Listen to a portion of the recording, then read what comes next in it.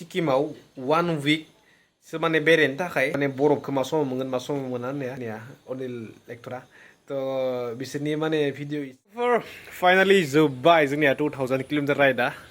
तलफोर बयनिबो माने डिमान्डेड कुइसन मोनफ्रोमबो माने भिडिअनो सोङो आरो प्रायानो माने बाजेटआ बेसे थांखो बेसेबां खरस जाखो रुमा बेसे थांखो थावा बेसे थांखो तलफोर गासैनिबो सोंथि आं नैबे भिडिअ होगासिनो नायनो खानाय लावजोब्बाय नै माने सिननोनो समाय मोनाखै र' गाबोन सिनसै आं तलफोर जियानो जाया मानो आं बुंसै आरोना फारि फारि अके जोंनि बाजेट प्लेनखौ ओमफ्राय आं लोगोफोर न'आव सफैनाया जाबाय सानथाम खिन्थु बाइकनि नैबेखौ दाबो खुलिनाय जायाखै दां नैबे माने बेगनि नैबे सेफगार्डखौ आं माने औवानि खादोंमोन ना जाहाथे बिनि गुदुङा बेगखौ माने खामफ्लङा बिनि थाखाय आरोना थ' बेखौ माने दाबो खुलिनाय जायाखै आरो नै फुरा हिस्ट्रिजों खाफबलायना आयु आयु आयु नै तार मा तार ओमफ्राय नैफोर हाद्रिया जाबाय गासैबो सिक्किमनि दै सिक्किमनि दार्जिलिंनि नाथुलानि गासैबो हाद्रि सुखैयाखै आरो ना गारि सानना जाबाय न' सफैनाया लोगोफोर नै फ्रायानो माने साननो हागौ जे टुटुन्दिजों माने लं राइड खालामनो हाया खिन्थु आं प्रुभ खालामबाय जे टुटुन्दिजों 1600 किल'मिटार आङो 10 डेजनि गेजेराव माने 8 डेजनि गेजेराव सलायबाय आं टटेल माने जोंनिया 2000 किल'मिटारमोन ना खिन्थु 2000 जायासै मानोना जोङो माने 0 पइन्ट थाङासै पिलिं थाङासै थ' बेफोरखौ गासैखौबो जों थांजोबनायबा 2000 प्लास माने 2500 किल'मिटार जागोन आरो टारगेटआ 2000 किल'मिटारमोन खिन्थु इथ' मेनना फैसायासो एसे माने बाजेटआ ओरैबायदि थांबाय एसे कस्टलि आरोना सिक्किमा अरुणाचलफोरनि रुजुनायाव बहुत माने डाबल कस्टलि रुमानो जा जानायानो जा जिखि जाया माने बाइक पार्किंआवनो माने पार डे 200 रुपिस लायो पार्किं आन्थायावनो माने सानना नायदो माने नैबे बाइकआ स्पेसियेलि स्पर्ट्स टुर आरो बेयाव माने टुरबो खालामनो हायो स्पर्ट्स बाइकबो फेमिलि बाइकबो प्लास अल एभ्रिथिं आरो ना माने मोनसे बाइकआवनो मोनथाम मोनब्रै बाइकनि माने अपसननि माने मोनसे माबा आरोना बियो माने गासैबो दंजोबखायो बेयाव थ' बेनिखाय गासैबो पारफेक्ट बियो खिन्थु पावारा एसे खम नाङो आरो आंनि मथेबा माने टुरिंनि थाखाय पावार नांगौबा एसे हमना ला 30 bhpनि सायाव जानांगौ आरो टर्कफोरा एसे बारा जानांगौमोन खिन्थु टर्कआ एसे खम जायनि जाहोनाव हाजो गाखोनायाव एसे माने हाइ गियार एसे माने 2 गियार 3 गियार माने होबानो गारिया माने उइक जायो आरोना थ' बेनिखाय 1 गियार 2 गियारावनो माने सलायनो गोनां जायो खिन्थु एसे टर्कि गारिबा हिमालयानो जा बुलेटआनो जा जिखि टर्क गोनां गारिबा माने हाजोआव आरामसे उथिलाङो आरो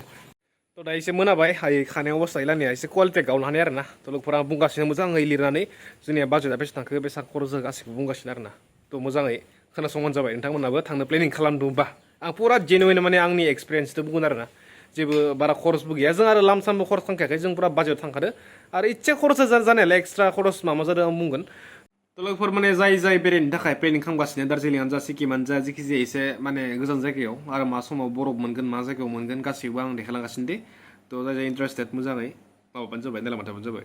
यास लोगोफोर नै दायो जों जागासिनो नङा होमबा थ' नै सिक्किम ट्रिप बाजेट अके थ' लोगोफोर गिबियावनो थ' माने आं पुरा जेनुइन बाथ्रा बुङो लोगोफोर थ' नोंथांमोना मोजाङै नायलांबानो जाबाय अके थ' आंनि बाइकआ जादों जोंनि जायगाया जाबाय भेरगाव उदालगुरि हा जों उदालगुरिनिफ्राय सिक्किम लासे अल सिक्किम राइडआव टटेल 3700नि थाव जादों आंनिया गारिया थ' बे हिसाबै मोजां पारफरमेन्स होदों आंथ' माने 5000सोनि माने बाजेट लाखादोंमोन खिन्थु 3700नि आंनि बाइकआ 220आ माने जादों आरो थ' बेयाव हटेलनि बाथ्रा बुङोबा थ' जोंनि थानायखौ आं दसेथ' बुंगासिनो खिन्थु आं जों थांनानै जि मिथिबाय आं बेखौ बुंगासिनो माने हटेलाव मिनिमाम 2000आ नांखागौ 2000 2000 माने 1500फोराव जेने थेने मोनो 1500 माने 1800 1700फोराव जेने थेने मोनो खिन्थु बहुत खम मोनो आरोना ओमफ्राय बे 2000नि रुमाव माने मिनिमाम सानै थानो हायो आरो मेक्सिमाम खायफा जायगायाव माने साथाम नङाब्ला साब्रैबो थानो हायो अके माने बे हिसाबै जोङो खमसे खम जोङो 7 डेजनि बाजेट लादोंबा बे हिसाबै जोंनि रुमाव थांगासिनो 7 बेसेबां 14000 अके 14000 जोंनि रुमाव थांगासिनो थावआव हमना ला 4000 थांगासिनो अके बिनिफ्राय पारमिटआव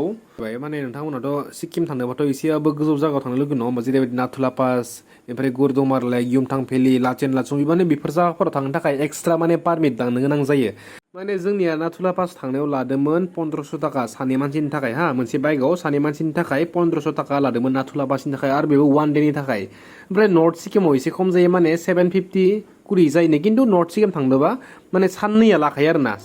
लाखायो थ' बे हिसाबै माने 1500निफ्राय 2000खौ पारमिटआव गारनो गोनां जाखायो थ' बे हिसाबैनो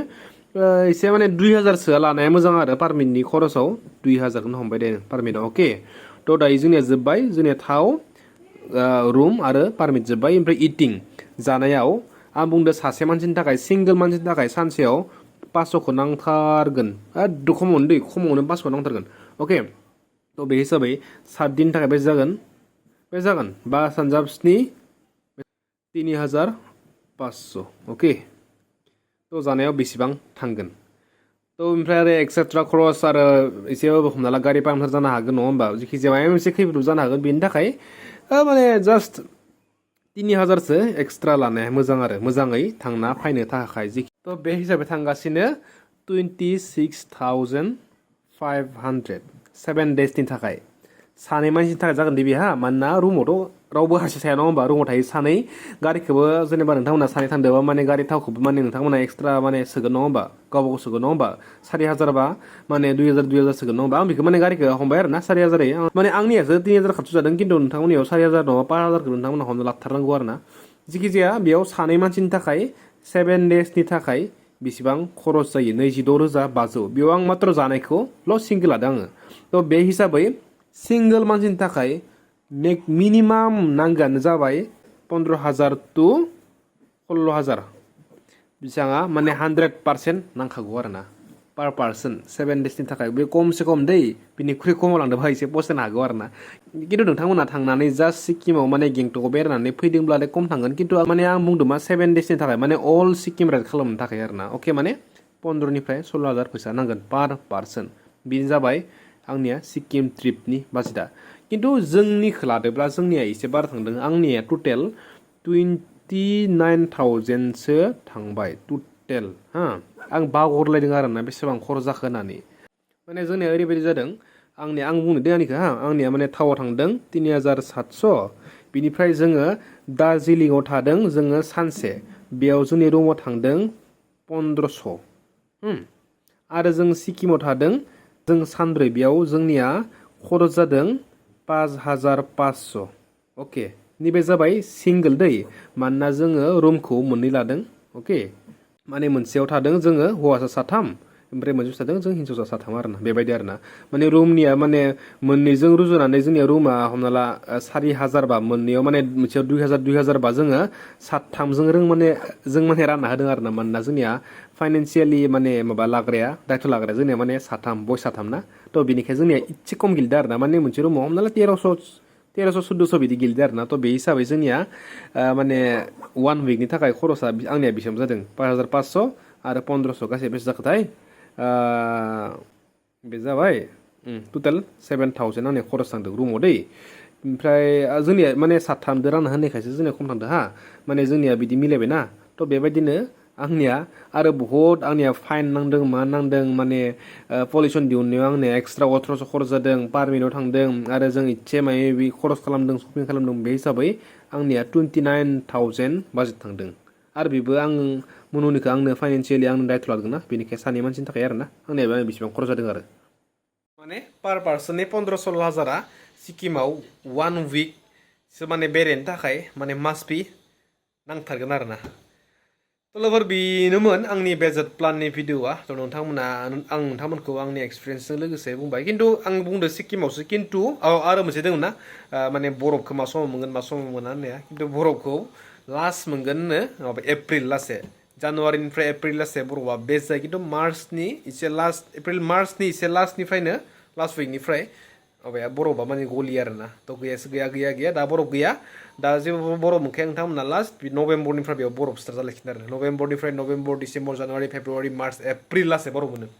मार्च एप्रिलाव बेस्ट बरफनो माने बे समाव माने बरफ गेलेनाया जानुवारिनिफ्राय स्टार्ट जायो बेनिफ्राय जानुवारिनिफ्राय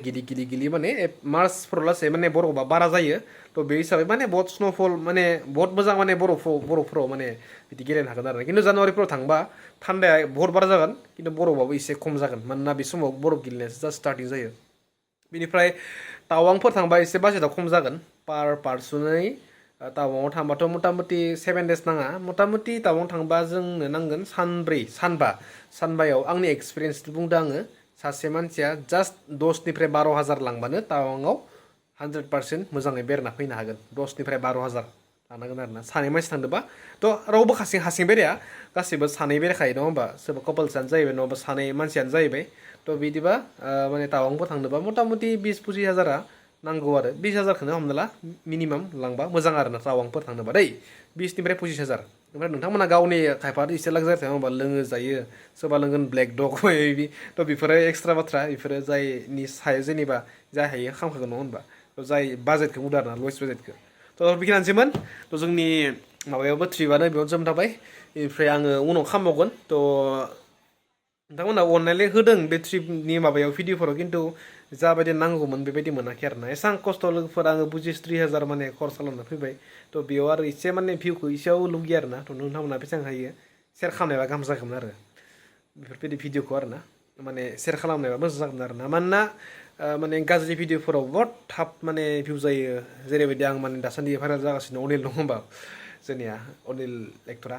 थ' बिसोरनि माने भिडिअ एसे बानायनायमोनब्ला थान्दैफोराव एसे बिसोरनिखौ माय होनायमोनब्ला ओरैबायदि लाख भिउ जागौमोन ना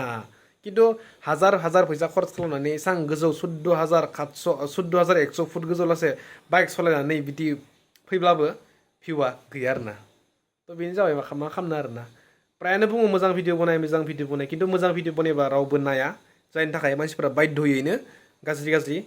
भिडिअ माने जिखिजाया भाइरेल टपिकआव माने भिडिअ बनायनो गोनां जायो मानोना गासिनोबो भिउ नांगौ मानोना भिउ गैयाबा जेबो गैया भिउ गैयाबा स्पन्सारबो मोना फैसाबो मोना जिर' भिउ गैयाबा जेबोनो गैखाया इउटुबा साबसक्राइबारजों जेबो लोब्बायानो गैया थ' बेनिखायनो माने मानसिफोरा भिउनि उखैनायाव भिउनि लुगैनायाव मानोना इउटुबार हिसाबैथ' भिउ नांखागौ नङा होमबा थ' बेनिखायनो माने जिखिजाया गाज्रि टपिक नङाबा जिखिजाया भाइरेल टपिकफोराव भिडिअ बानायनो माने सानो आरोना थ' बेनोसै आरोना थ' गासैबो बेनो आं जेनेबा नङा बुंनो हाखाया 100% बेनोखा जियानो जाया मानो गासिबो माने भिउनि थाखायनो जिखिजाया थाम्बनेलखौ हामा होगोन नङाबा बे टपिकखौनो हामा बनायगोन नङाबा जिखिजाया टाइटेलानो हामा उल्था लिरना होगोन गासिबो भिउनि थाखायसो नङा होमबा थ' बेनोसै लोगोफोर थ' जोङो नेक्स्ट सानदों जोंनि लं ट्रिपआ माय टाइम लागोन 3-4 मान्थनि उनाव मेचुका नङाबा जिखिजाया अल नर्थ इस्ट राइडबो बेनो जानो हानाय थ' बेनि सिगाङावनो आं बाइक सालायनोसै नोंथांमोना मा बाइक लानांगौ बुंबानो जाबाय अपसना दोङो हिमालयान ओमफ्राय डमिनारखौ लुगैदोंमोन खिन्थु एसे बाबाय ओमफ्राय मोनसे दंमोन डिउक 390 खिन्थु दासान्दि डिउकआ केटिएमआ साब्रै जाबायना थ' खिन्थु हार्टनिफ्राय डिउक 390 आंहा खाराखै खिन्थु मानसिफोरनि चाप्रि बिदि बुंनायाव बोरैबाबो नाङो आरोना एसां आरो जोंनिया एसे बैसोबो जाबाय नालाय नङा होमबा थ' बेबायदिनो नायनोसै जिखिजाया नोंथांमोना माखौ फसायो आंनि थाखाय माखौ मोजां जागोन ट्रिपनि थाखाय आरो मोनसे दंमोनलै माबानि जन टेस्टनि 350T होननाय खिन्थु जे कस्टलिबो जायो बे गारिया 4 लाख थाङो आरोना 4.5 लाखसो थाङो खिन्थु नायनोसै मा जायो मिथिया आरोना ओमफ्राय जिखिजाया बुंबानो जाबाय लोगोफोरा जों आंनि थाखाय माया सुट जागोन नङा होमबा थ' लोगोफोर नेक्स्ट भिडिअ लोगो मोनसै बेखिनियानोसैमोन